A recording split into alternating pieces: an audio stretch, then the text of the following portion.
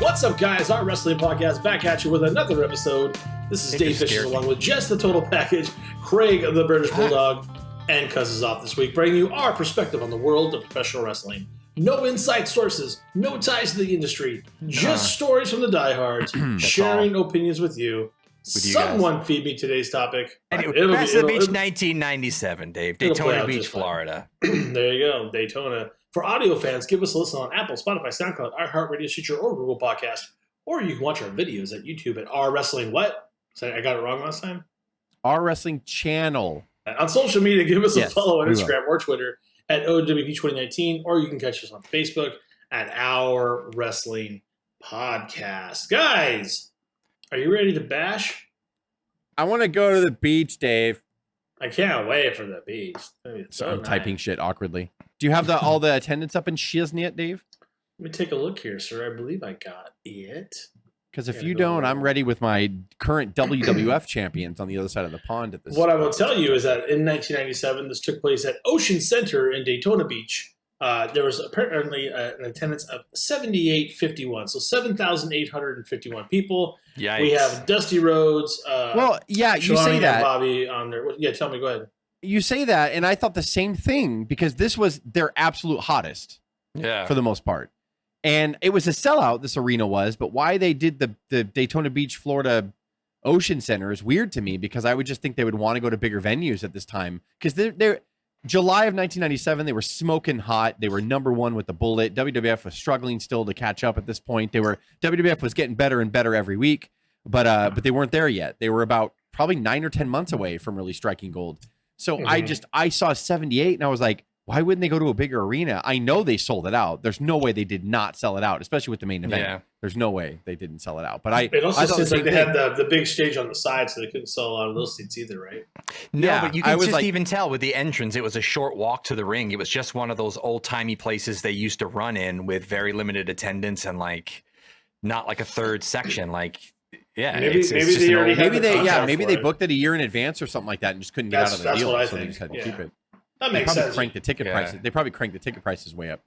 Daytona Beach's mayor's like Bischoff's best friend or like Hogan's uncle. They don't know how to cheer anyway, so they deserve to pay top price at that time. So at this time,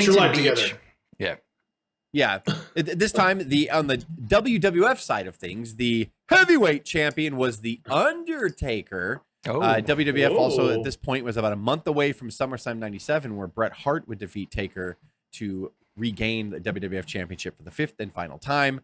The Intercontinental Champion here was Owen Hart, and the WWF Tag Team Champions here were Dude Love and Stone Cold Steve Austin. Never heard of them. Who are those guys? Yeah, crazy. So they were. You could tell they were trying to mesh things together here in '97 over there in WWF.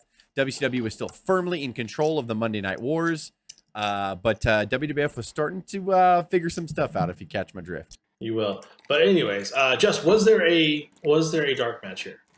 Well, there was, but it was on WCW Main Event Wrestling, where much like WWF, they would have Sunday Night Heat on Sundays. Sure. WCW would have WCW Saturday Night on Saturdays, and they would have WCW Main Event on Sundays. And on pay-per-view Sundays, they would have Main Event live at the arena that the pay-per-view is going to be at, and they would have like 2 or 3 matches for free on TBS as part of the WCW Main Event show, and then they would go off the air right when the pay-per-view started. So it wasn't technically dark matches; it was just WCW Main Event. Okay, good stuff. Let's get into match number 1. When you see this come out, match number 1, you see this kind of coming in, you're like, oh, this isn't going to be good. It's going to be. It's Mortis and Wrath. No, and thank you for saying that because I thought the same thing. It's Mortis and Wrath. Mortis and Wrath, which if you guys don't know, Chris Kanyon was under the Mortis mask, and I love the Mortis character, by the way. I really was a fan of it because Chris Canyon's an excellent professional, or was, rest in peace, an excellent professional wrestler. So it was a pleasure to watch him. Like, he always innovated moves, and he loved Japan wrestling, so he copied that style too, and he brought a lot of moves over as well. So he was under the mask of Mortis. Wrath, everybody knows as Adam Bomb from the WWF. Yes. So they were teaming together. They took on Glacier and Ernest Miller. The match went 9 minutes and 47 seconds. Ernest Miller, it's Ernest Miller, everybody. Taking all the Glacier shit that we could all make fun of and the Blood Runs Cold promos. Well, and the way that all kind of Jess, flopped. is there fucking snow right at the beginning of the match? Yes, it did snow. It did snow. Glacier did have that talent. Professional wrestling, not so much one of them, even though he was not a bad pro wrestler. He wasn't terrible. He worked. Taking all the Glacier jokes out of this, it was actually a fucking really solid opening match. It's really, Canyon is so underrated, and how he carried this match is something that people should go and watch. The chair shot against the ring post was awesome. Yes. When they they brought Glacier on the outside of the ring. Wrath held his head up against the ring post and held the chair up to it, and Chris Canyon fucking kicked him right in the face through the chair. It was awesome. Like, it was really cool.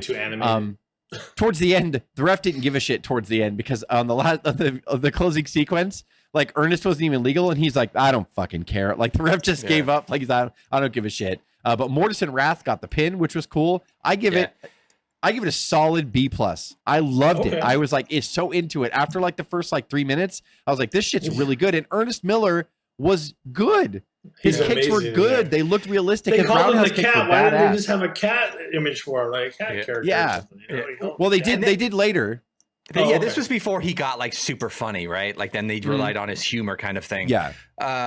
But yeah, I thought the same way when it first started. It was all karate kicks, and I was like, "Come on, this is going to be ridiculous." But, I actually thought it was fun. I want to say, before we even kind of get too far in here, that this is not going to be one of those pay-per-views that we trashed the whole way. Like, I think we all can agree we were pleasantly surprised by this entire pay-per-view. So get ready for pleasantly surprised and exceeded expectations in a lot of this pay-per-view. WCW's. This was the heart of their popularity, like I said earlier.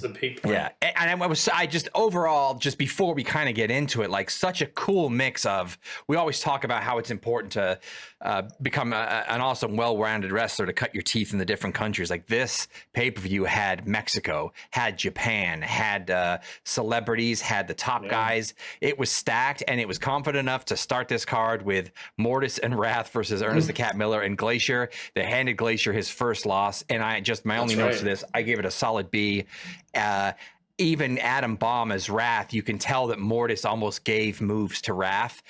He was 10 times better than he was with Mortis than he was, I think, as any other character as Wrath. And I think that's testament also to Canyon, aka Mortis. And I gave it a B. I started this match and I was like, no, stop the kicks. And then it was like, I really got into the entire presentation of it and started to love the kicks. And the double team moves from Wrath and Mortis were excellent. Like, man, and Glacier and Ernest Miller, as green as they were, they didn't rush anything. They were so calm, and like, they paced it fine. They all executed their hot tags. It didn't look bad. It was a really good match. It was really, I've said enough. I can't. Yeah. So basically, it's really hot and heavy early. It was kind of, I kind of had fun with the high flying martial arts stuff. The bro kick they laid on was insane. I just commented on the chair shot. I thought it was absolutely awesome. And then the lariat he takes. Glacier's getting his clock clean in the beginning, but he bounces back. They miss a moonsault on him, and then Cat's just had enough. He's going off on these guys. Crazy kicks, huge spinning kicks in the ring. And then there's a DDT by Glacier, and the manager, I can't remember the manager's name, that I read it in here, Mortis and Wrath's manager. James Vanderbeek, something like that. Yeah, it was weird. I can't remember. Dawson from Dawson's Creek was their manager. So not only did he put the foot on the rope, it was he attaches a chain to the actual hook to his foot, as he's putting his foot on the rope. So when Glacier kicks up, he gets a super kick with the chain, and that's how Glacier loses the match. But to the chest, I was going to say that. This was great up until the ending, when he kind of didn't kick him correctly, or a kick to the chain in the chest instead of the face. Maybe he was being careful. Do you want to take a real chain to the neck like that? I mean, I'm with you. But I graded the same. I gave it a solid B. It was a great opening match. It got people excited, and it was really, really cool stuff. That was right in the chest. Caught him with his own move. 1, 2, 3. The chain around the foot into the pinned Glacier, and he's no longer unbeaten. That's right. Cool stuff. So the next match, before you do that, also DDP I appreciate is answering questions on the internet. Yeah, I skipped that because the intranet. You know, what I like a lot about WCW pay-per-views, and what was glaringly obvious in this pay-per-view here, was they don't fucking filibuster at all. Like, they go from match to match to match because they've been building all on their TV shows up to the pay-per-view. So like, you're here to watch the pay-per-view, so it emulates a sporting event. There's very little bullshit like between all these matches. Very little. It's just like boom, boom, boom. and they'll mix it up with backstage interviews and Gene Okerlund live too, which I enjoyed. It does bring a little Nitro-esque feeling into the pay-per-view, but they keep it going. It's always like, I was never bored. Like one match would end and I'd be like, oh shit, they're bringing the other match in the ring already. Like, it's really good. I thought about this too, Jess. That's a good point. But then I'm like, but selfishly, I'm like 20 plus years later, I'm like, I would have wanted to see some vignettes because what were all these feuds all about? And I don't remember them. Good point. But, and then like, if you're at home watching with a casual fan, like, what's this feud about? But I think at the time, like, and even today, there's too much promos, too much vignettes. Like every single pay, we've already seen this. We've built for weeks and weeks. So it's like, you're right, Jess. Like that's probably the best way to present the action. The talking's done. Like it's your fault if you haven't caught up. You've paid the money and hit the button on your remote to buy it. You paid money to see this, so you must be hooked in something. Yes. Like, so but you're right, what's though, going on. But you make a good point too, because Rodman might attract casual viewers because Dennis Rodman's in the main event. So people might want to watch what could be a train wreck by having Dennis Rodman on. So maybe it would behoove you to have video packages. So maybe they could have done a better production job because they probably had a lot of casuals watching this pay-per-view. Yeah. Or to come over to hardcore wrestling fans' house going, can I come over your house, watch pay-per-view? Rodman's wrestling. So you're going to get, you're right. It's like, as a wrestling fan, I'm being selfish because I'm like, yeah, they cut out the bullshit. I just want matches, man. Yeah. But then the casual fan's like, I want to know what this is about. I came to watch Rodman, but I would like to get hooked on this Ultimo Dragon guy. Who's this Jericho guy? Or who's the Mortis guy? Like, you don't know because they don't really tell you that much. So that's if it's okay with you guys, I want to be first on the next match because I'll just read what I wrote. I'll set it up here. The next match was for the WCW Cruiserweight Championship. The reigning WCW Cruiserweight Champion, Chris, I'm not quite Mr. Monday Night Jericho yet, Jericho, versus the Ultimo Dragon. 12 minutes, 55 seconds. Dave, go ahead. Thanks, Jess. I'll go first. This match to me... I literally just wrote, great match. I'm just going to watch it and give it an A. And I knew it, and I was watching. I'm like, I'm not even going to take notes here. I literally watched it. I gave it an A. It's not even a question. I didn't see almost any flubs at all. It was wonderful. It was like, it's a fantastic match. You guys get into the details. So good. I wrote, man, there was some really good work here, and unfortunately the crowd just didn't get into it. And that's such a shame. It's such a shame. Jericho, I'm ashamed of you, Florida. I'm ashamed of you. Ultimo was a Japanese wrestler from New Japan. And so a lot of it, but he had been on WCW television for 6 to 7 months at this point. So people should have known who he was, and I don't know if they just didn't care. And Jericho was not the heel Jericho yet, the Monday Night Jericho, reading the list. He wasn't that guy yet. Didn't come down with Ralphus yet. He was the I won kind of Jericho. Yeah, he was just like babyface Jericho here. So I guess that his babyface character wasn't clicking, and that's why they ended up making a change later this particular year. And Ultimo Dragon, I don't know if he never ever resonated. They had pushed him as like a multi-time champion, Ultimo Dragon. They'd done a lot with him. We'd seen him on the program, like I said, for a while. So I don't know why, man, but they were so good in their movement here. This was a very, very incredibly solid cruiserweight match. For the second man in the ring, you got to try to concentrate getting in as well. And Jericho made a critical mistake. He had things going his way, high risk maneuver, and he paid for it. And now Jericho's on the outside. The Dragon's on the inside. And Jericho just ducked low on that one and walked away from it. Didn't walk away from that one. The Asai moonsault. That's his trademark move. Match. Jericho gets the pin and retains the WCW Cruiserweight Championship. Excellent match. I give it a solid B+, just like the opener. I don't want to give it an A because I just wasn't, when I was grading, I was like, I want to see what's coming next, because on paper, I was seeing a bunch of matches that I would be like, oh man. So I didn't want to blow my wad and give it an A. But in retrospect, maybe I should have, because for this pay-per-view, it probably was an A. But I give it a solid B+. There's no shame in that. It was excellent. It was there's really good matches coming up, and I think this might be the best. Yeah, I agree with you. I couldn't give it an A either. I give it an A-. But the only reason was the crowd, and my only notes were this match deserved better from the sun-soaked mouth breather filled crowd. Forget this crowd already.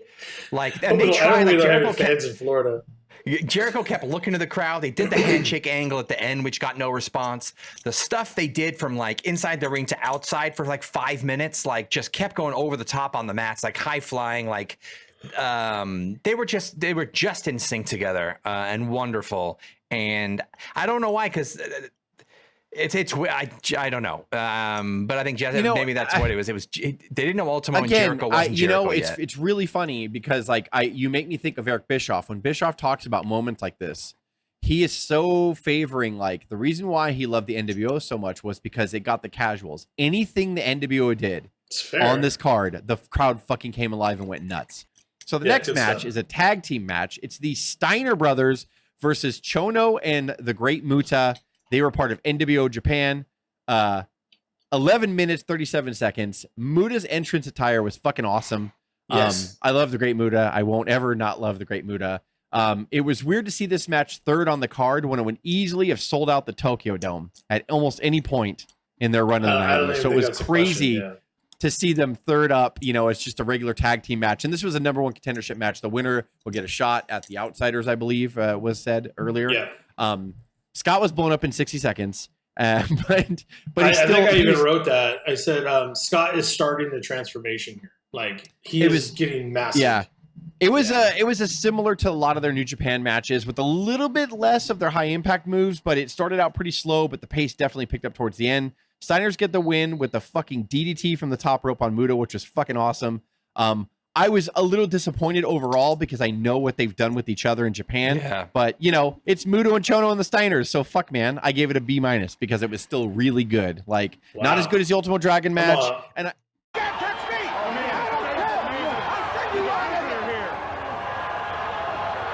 He's arguing with the referee. Meanwhile, Scott's up top. With Scott Muta. He nailed it, baby. Good night. Switch. 1, 2,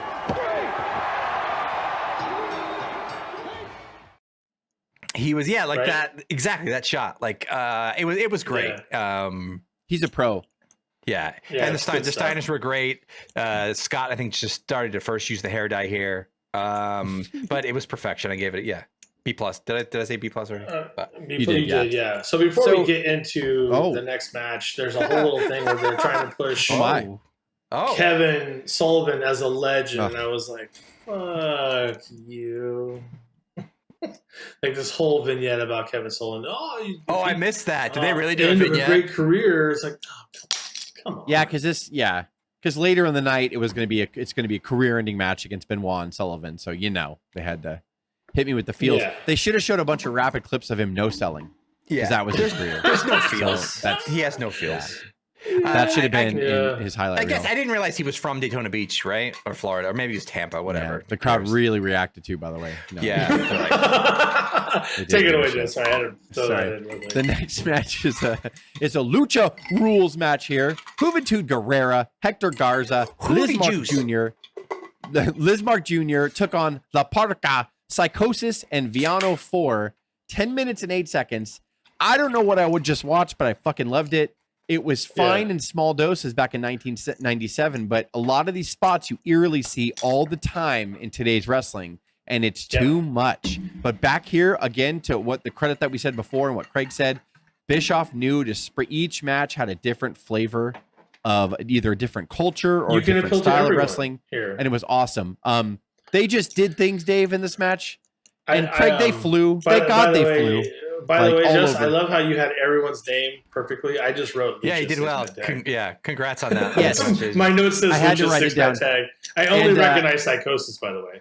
And I put, they did things. They flew, and the crowd was fucking dead, and that made me pissed. They did a lot. And I was actually getting really mad at the crowd here, going, "What else do you fucking want these guys to do?" This. Hector, Hoovy, and Lismark got the pin. I gave it a solid B+. It was phenomenal. Hey, there you go. It was great. So the next match I'm loving this pay for you guys. I'm loving it. It is really solid up to this point. Chris Benoit takes on Kevin Sullivan. Next career-ending match. The loser retires forever. 13 minutes 11 seconds. This wasn't the best brawl that they had. Like, for example, the year before at Bash of the Beach '96, they tore the goddamn house down. Jimmy Hart getting knocked over on the Life Tower was fucking hilarious. Like, Jesus, man. Right. I forgot about that, and he went up there to look like he was just trying to talk shit high up over Benoit, but it was all set up for him to teeter over. And when he got up, he was pissed. His jacket was ruffled. He starts kicking Benoit. He's all mad. Like, when he got up, it was great. Like, so good. I laughed so hard. They all three at one point So Jackie came down to the ring with Jimmy Hart and Sullivan, by the way. Yeah. And they all three at one point were just beating the shit out of Benoit. All of them were just beating the shit out of him. Yeah, they were ganging up on him. Yeah, he was getting ganged up Jackie, all the time. Yeah. Jackie was awesome and looking fine. I hate sexy. that. I've never said this before, never, and I'm going to say it right now. I hate that Sullivan no-sells everything. Like, I can't stand it. It's on my notes. Like, it's in my notes. Jesus Christ, like, he's even survived Triple H style all day long in the crippler crossface. Chris Benoit had that crossface on him for at least 50 minutes. And Benoit or Sullivan did not give up, and he just crawled over to the ropes. He's such a hero. Fuck that shit. You tapped totally immediately, you asshole. Before you guys give your grade on it, Jess, can you just do your best Dusty impression of auspicious position when he's what did he say again? I think Benoit hit Kevin Sullivan. It doesn't matter. Someone got hit in the chonies, and he's like, "That's an auspicious position." I forgot that Rhodes was popping in on commentary here too. Yeah, Dusty was right there. I put overall, this was a good, fun brawl. Except I didn't understand why position. Jackie turned on Sullivan. Dave made a good point before we hit record that they were trying to show frustration between Jackie and Sullivan through the match, but it didn't really translate well. So the Jackie turn at the end, which ultimately caused Benoit to score the pin with the falling headbutt from the top rope, didn't really resonate to me, but it was still all really good. I give the match a B+. I thought it was a really good brawl. It was fun to see him go everywhere. I could say what I want about Kevin Sullivan, but whenever he faced Benoit, because Benoit was so good, he always had his best matches with Benoit. But Sullivan definitely it's because triggers of Benoit, me. right? So Sullivan's work definitely triggers me. It's all Benoit, but B+. It was really fun. I had pretty much the same and notes. Benoit won, so I was happy. Yeah, And nobody messes with me. Sullivan prone. Swan down. I don't want to see this. Turn out the light. This party's over, brother. 2, 3.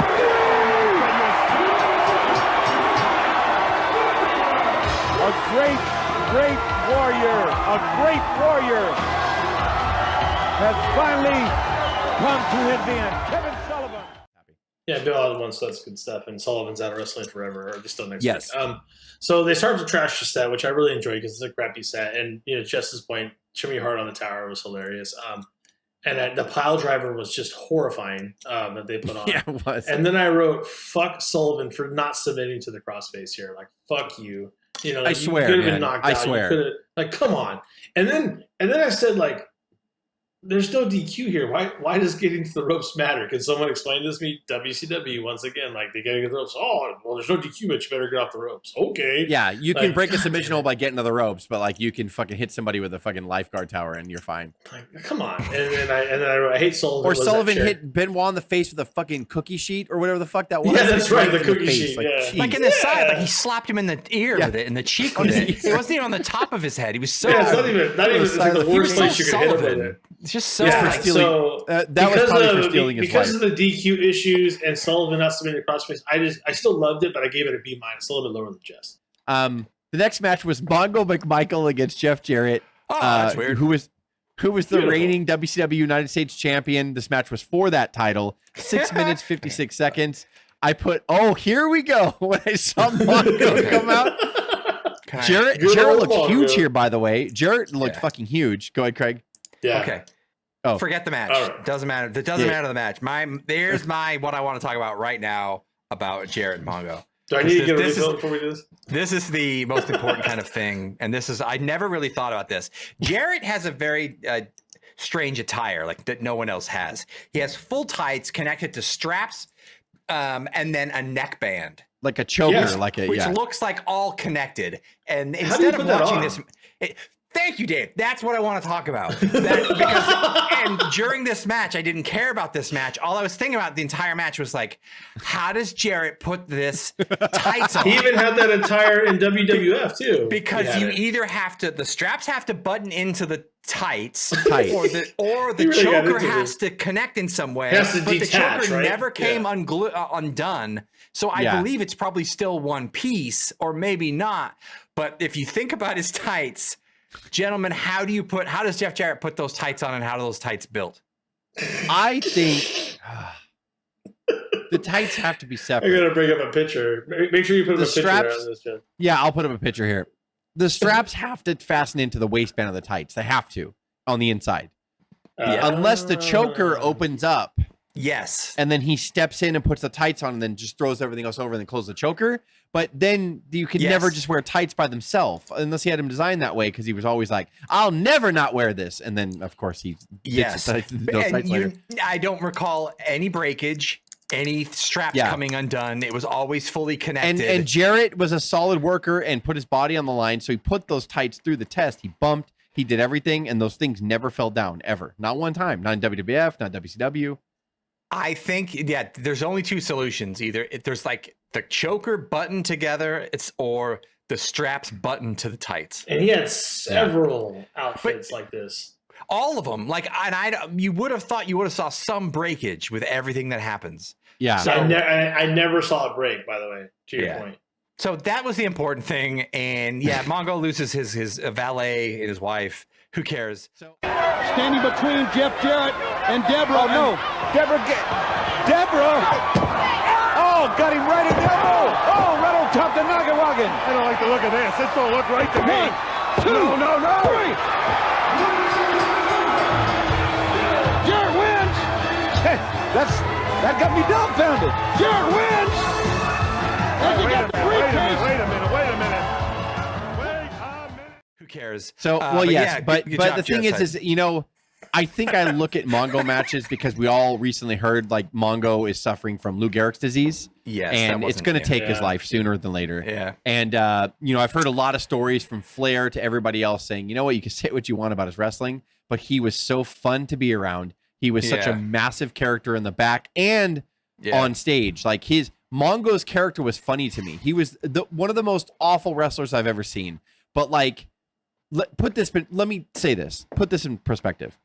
The only other person that does the tombstone better than him is the Undertaker. That's how good Mongo did the fucking tombstone pile driver so fucking good. And he never hurt anybody. He never hurt a soul. You have to make that clear.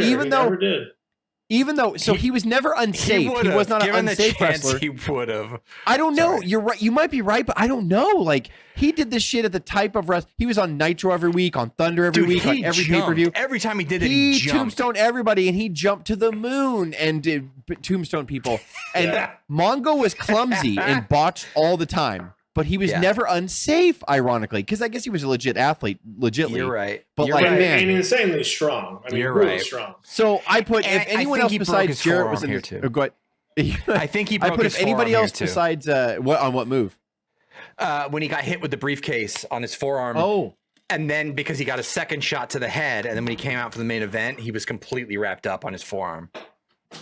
Oh, he might have, huh? Or he cut it, maybe. Yeah. I put if anybody else besides Jarrett was his opponent, this match would have fallen apart. Jeff Jarrett cannot be understated here about how he held this match together. Mongo went for a press slam and realized that Jarrett was a stud weighing about 235 to 240 pounds of muscle. And in the middle, he's like, oh, shit. And he just slammed him. Like, he really thought in his mind, like, I'm going to press him. And he got him. He couldn't even get him that elevated over his head. And he was like, fuck it. And he just threw him down because he realized how big Jarrett was. I'm disappointed because this match was not a train wreck. It was fine in the long run. It wasn't great, but it was fine. Right. So I was disappointed.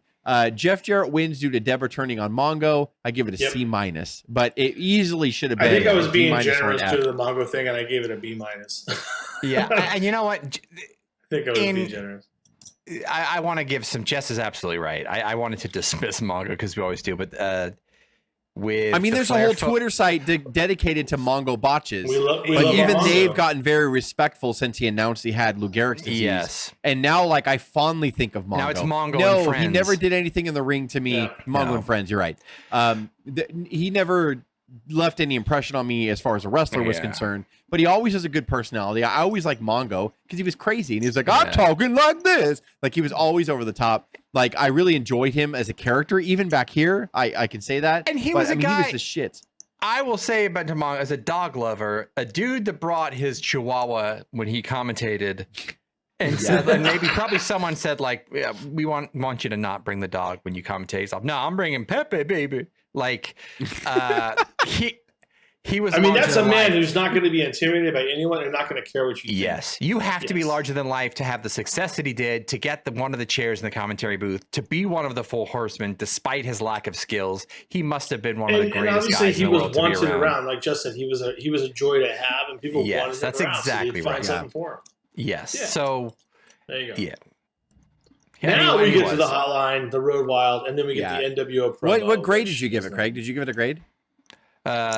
Jarrett's outfit? No. Grade Jarrett's outfit and the match, please. I'll give it a C minus. That's what I gave it. I was way too. Next is the promo for the next pay-per-view, which was Road Wild. It was offensive. It was terrible. It was just lame. I hated it.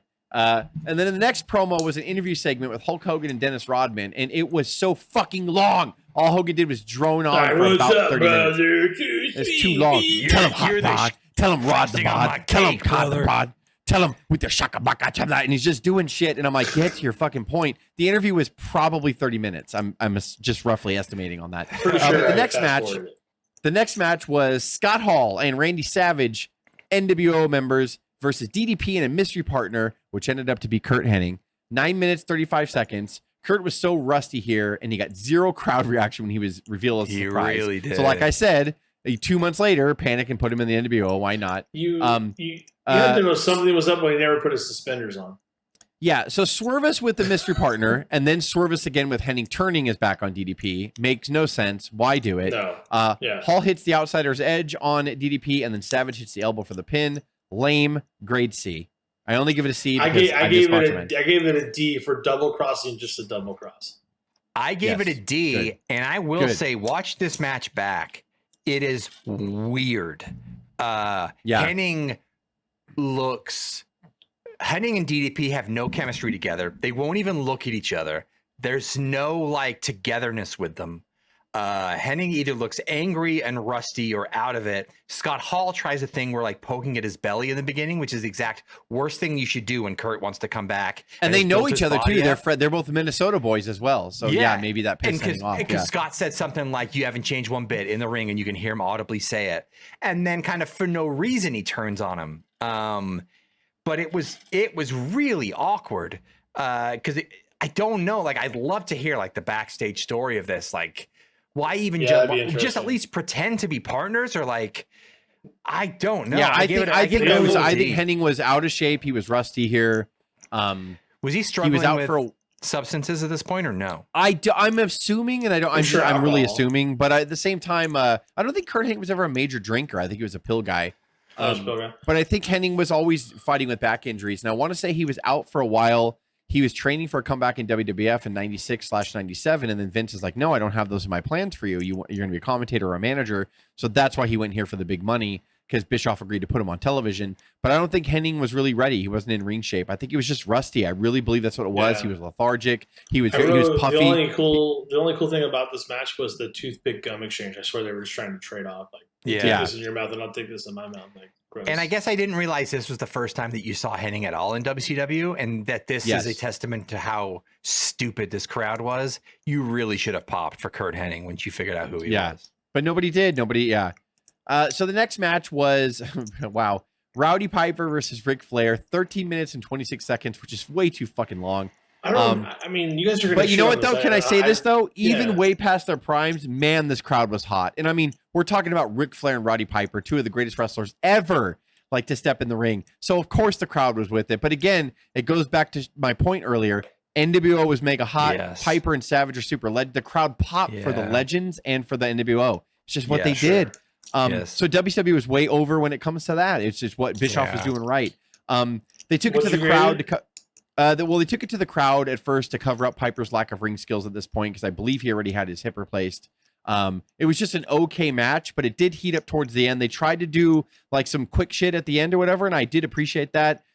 Piper fucked up the Horseman interference spot when you're supposed to be on Flair for the cover, so Benoit could go up and do the headbutt. Piper gets up, looks right at Benoit, lays back down on Flair to cover, looks up at Benoit. Benoit jumps, Piper moves, he hits Flair. I'm like, Jesus, just abandon the spot, guys. You know what I mean? Or Piper, if he's going to stand up, Benoit should have just jumped. Piper would have hit him in the stomach, and they would have just done it like that. But Jesus, man, that was bad. I want you guys to let this sink in. Are you ready?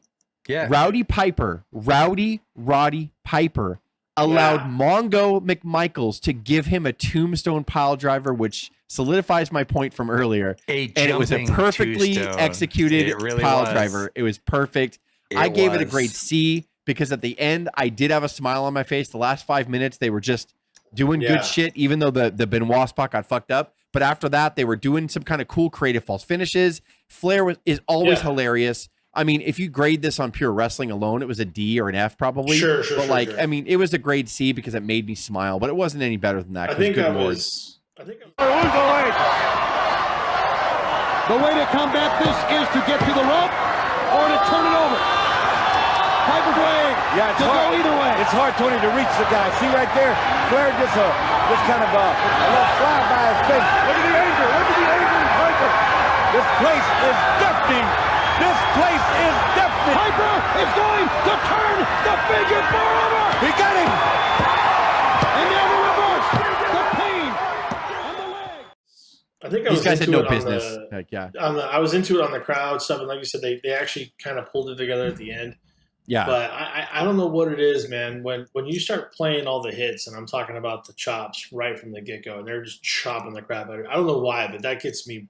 That gets my blood boiling. No, it is cool. It is cool. I love when they're slapping the shit at each other. But and also proves the point, right? That less is fucking more. And you know, these guys were just doing.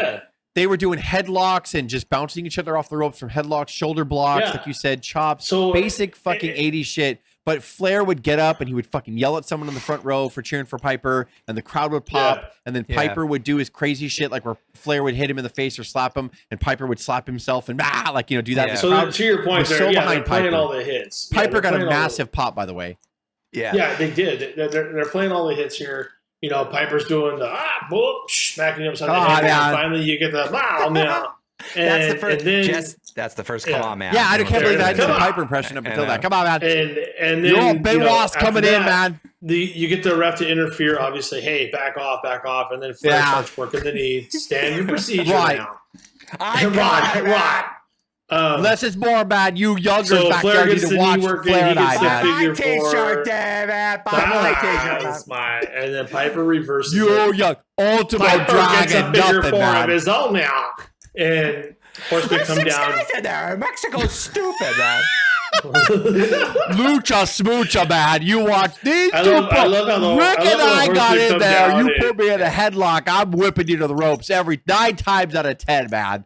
Now, I love how the Horsemen can come down and triple team Piper and still only get a 2 count. That's great. And then they leave and then don't come back for like the rest of it. They're like, okay, job's done. Not even that. Like, they did the job, but they're like, well, we threw him a shot at him. Guess we're not going to get the pin. You just have to know the story. I'm sorry. I love when Flair slapped Piper and he just kind of stared him down. Such great storytelling. That's the kind of stuff where just as less is more. And then just kind of go fisticuffs for a while. And Piper finally gets the sleeper because, quite frankly, that's all he could probably do for a finisher. Piper wins. Because of crowd pop, because of run-ins and just fun stuff and slapping the crap out of each other for 10 minutes. I gave it a B-. I really had a. I told myself I wasn't going to. Greg and Jess are pieces of shit, man. Well, think about it like this: like we did the King of the Ring, and it was Piper and the King, right? And it was horrible. This was so much better than that. But it doesn't. And time better. You're right. And you know what? And it was still horrible, and it doesn't matter. I was watching these guys, and I kept thinking back to like these guys have wrestled each other since the 70s, like. Yeah. And then again, I hearken back to like we're getting older, and I'm like. I have more respect for things and more humble and so knowing these guys, there's a part in here where I think Piper, even with a new hip, I think he hurt it again. He was selling very well, but even like towards the end when he got out the ring very gingerly, I was like, oh man, I think his hip like still. And then, but you look at Piper's chest at the end, and it really is black and blue. And they had some great exchanges. They had great psychology as they always did. They were not on top of their game here. But they had some fun. And you know what I did notice, though? They were so energized to fight each other. Yes. Like, because they've always liked each other. Piper and Flair have always liked each other. They were close. Yeah. This stupid sunburned Daytona Beach, mouth-breathing Florida crowd love them. And then that, in turn, makes me love this match even more. I gave it a B-. It was too long, but Thanks, it was great. You're welcome, Roddy. So only B minus. Flair, I just always think of those two like preaching in the back, like when they got back, and then Flair's like, "You, Mortis, look at what I did!" Like, and he's just like all over Mortis.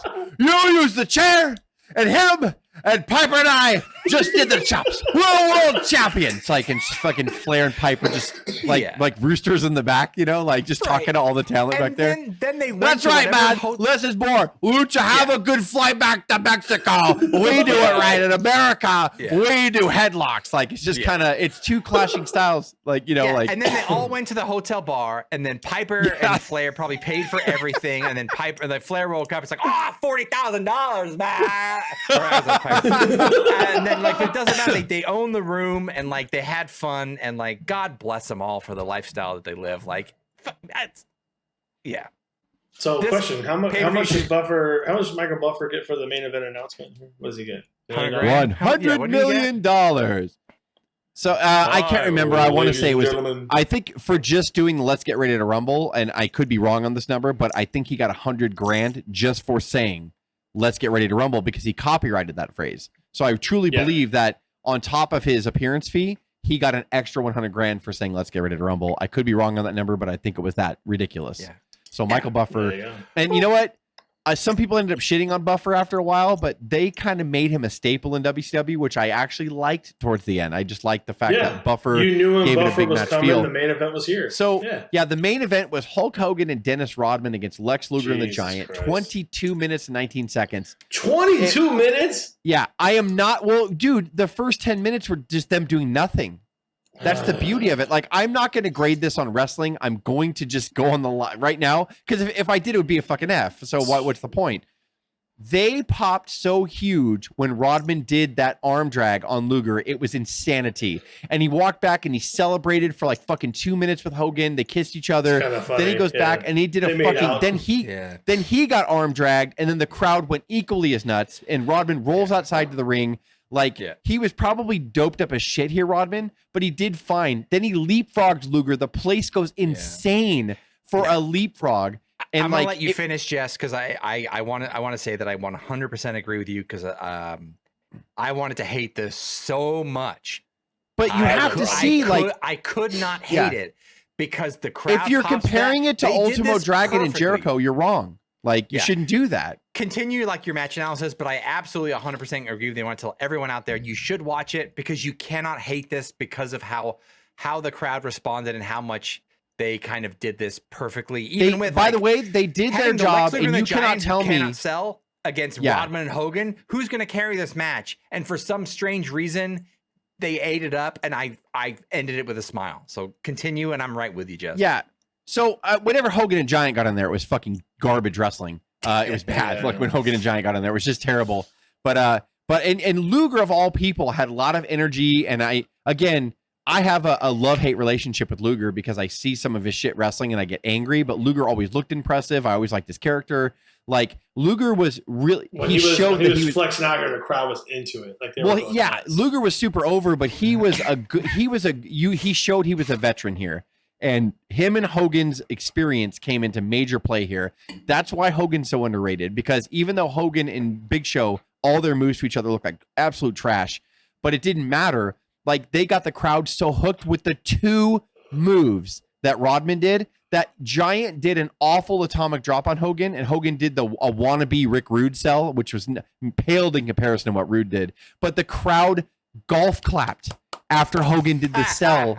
They all clapped. And like, I was like, oh my God, they have them in the palm of their hands. Hogan sweat like a hog, like from the beginning. That must have been filthy hot in that arena. There's two things to that. He's drinking a ton of water. He's in great shape here. Probably the best shape of his life. I mean, so was Luger. Luger looked excellent too.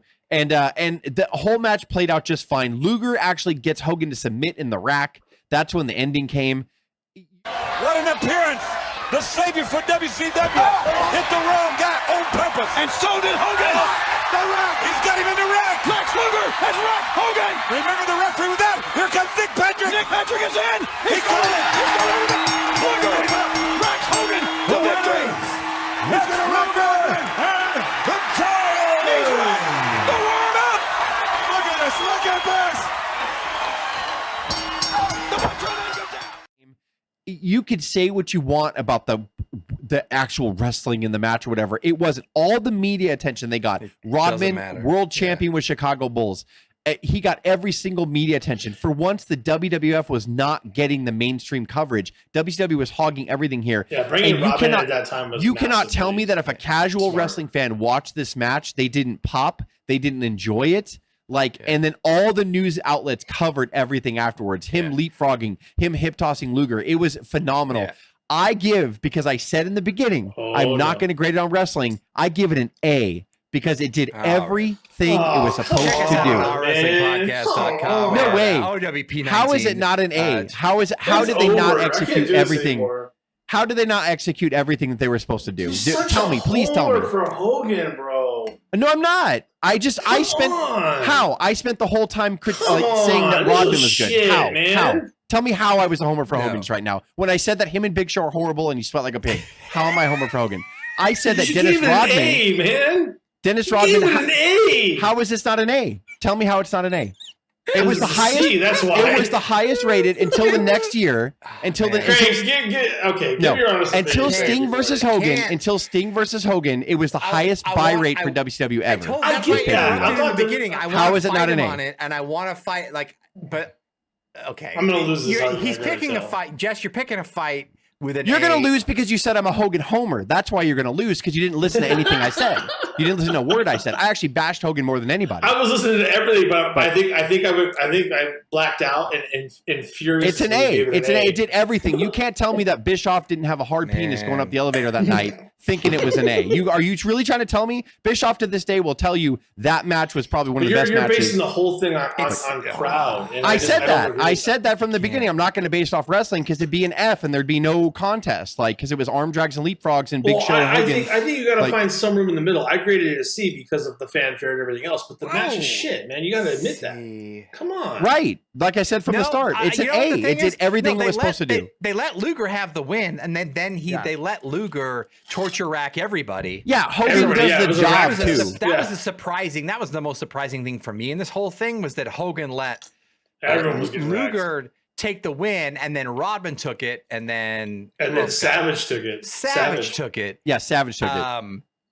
I will. I cannot give it an A. I can't give it an A, but then I don't. It doesn't deserve a C because it did not bring the pay-per-view down. The pay-per-view, the entire undercard was fantastic, and I did not kind of stop watching this match. I think if you put it in as it doesn't hold up, it's not going to hold up. Is what I would say. But again. Oh, this one I wasn't say. This is what I wanted to say during Jess's thing too. Is like that shitty Daytona Beach crowd. Of course, they were throwing cups the entire time. That's not. That is not a symbol of like the crowd's cool or an incredible moment. That's a symbol of how trash the crowd is. That throwing. I think I even saw a battery come in. Like I saw something look like a battery or like a shotgun shell. That became an NWO thing when Hogan turned heel. It all started there, and then they just threw trash at the NWO ever since. Yeah, but man, they were hyped. And Rodman did. No denying that. He respected the sport. Like he took his lumps and then took powders outside, and then Savage had to calm him down. And there was a weird thing where Rodman got an advantage over the Giant and did this thing where he's like, "I'm seeing eye to eye to you." And then all of a sudden, took advantage and whipped him, which kind of shits on the Giant. But for some reason, it's okay.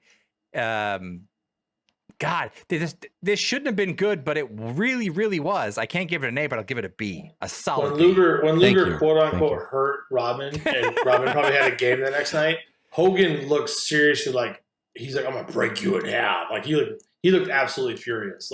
What the next night? Who was that Kevin Nash? Who was the Sting that came in? That was a shitty. I think it was Nash. I think so. I think it was Nash because he was huge. I thought it was Karl Malone. What year was Karl Malone? He was the next year. All right. Yeah, Malone was next year. There you go. Well, how do you guys rank the whole thing? I haven't even done that, to be honest with you. I give the whole pay-per-view I only gave one match an A. But I would say the pay-per-view is an A if you want rewatchableness and all that. The pay-per-view is an A, but the collectingness of it. Yeah, if I'm going to go along with what I graded it, it falls in the B category somewhere. It's definitely worth the watch. We said it earlier already. Bischoff gets no credit for, a lot of people say we're just going to be an alternative to WWF, and then they end up trying to copy the WWF, like what Jim Herd did with WCW in the early 90s and everything, what kind of AEW is doing now. Like, they're just trying to copy the WWF, even though they said they're going to be an alternative. Here, Bischoff legitly tried to be an alternative, and he said from the beginning, I want to be different. I can't beat him. I can't beat him in production, even though WCW's production got pretty good at times.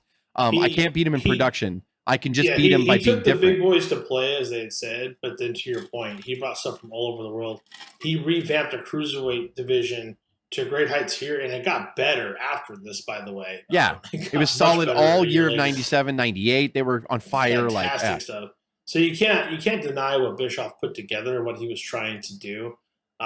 It's just wrong place, wrong time, and didn't have the backing he needed. He didn't own the place. He could have had a terrible time and probably made it and come back through like Vince did. But when someone just tells you it's over, it's over. There's not much you can really do there. So I don't know.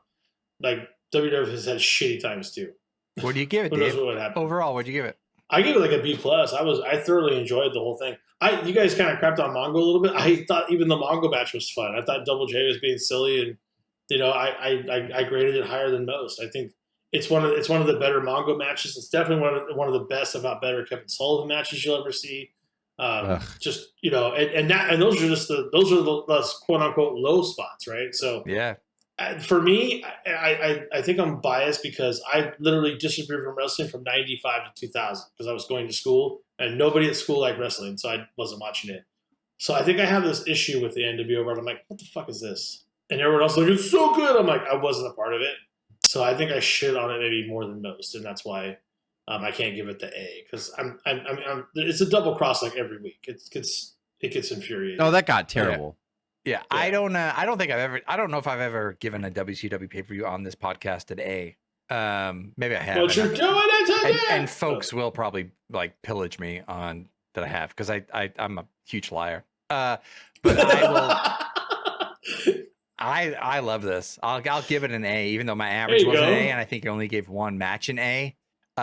Just overall, and knowing WCW and the pay-per-views that we've done here, from bashes to Starcades to War Games, I mean, from bell to bell, the most consistent fun. I had a terrible week. I was ready. I was mad that I had to prep 3 hours and then watch this instead of getting drunk before.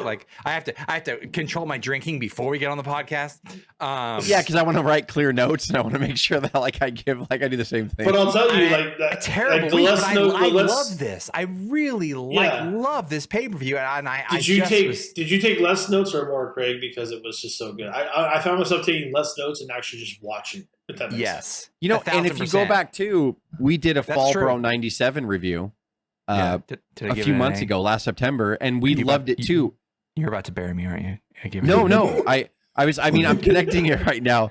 I'm saying that we actually watched that because right now you said I'm surprisingly loving this. And WCW, the critics of wrestling kind of shit on WCW during 97, even though they were number one, because every week was a run-in, like Dave said. But we previewed last September on this podcast. We previewed Fall Brawl 97, and we said the same thing about that card. Every match, I'm like, I was so fucking surprised. This match was so good, and this is the same year. That Fall Brawl is 3 months away from this one? 97 might have been the peak of talent, right? So yeah, well, God, they had everything, and 98 was good too for the most part as far as talent was concerned. They just had everybody, and they were doing the best alternative show we'd ever seen up to that point. That ended up beating Vince. Didn't even see Guerrero yet, by the way. I mean. I want to say he was in the promotion. He just wasn't on the card for some reason. He just wasn't on the card, yeah. Gotcha. Crazy stuff. But anything going out? It's amazing what you can do when you're working as a team. Yeah. This was good. You're actually good. Good team effort. And then the wheels fell off the bus and it was sad. They don't go round and round no more. For audio fans, give us a listen on Apple, Spotify, SoundCloud, iHeartRadio, Stitcher, and Google Podcast. Or watch our videos on YouTube at Our Wrestling Something. We'll figure it out later. On social media, give us a follow on Instagram or Twitter at O.W.P 2019 or Facebook at Our Wrestling Podcast. This is Dave, Jess, and Craig with the O.W.P signing off. Have a good one. Thanks for the good grade, man. Come on, man. Love you, man.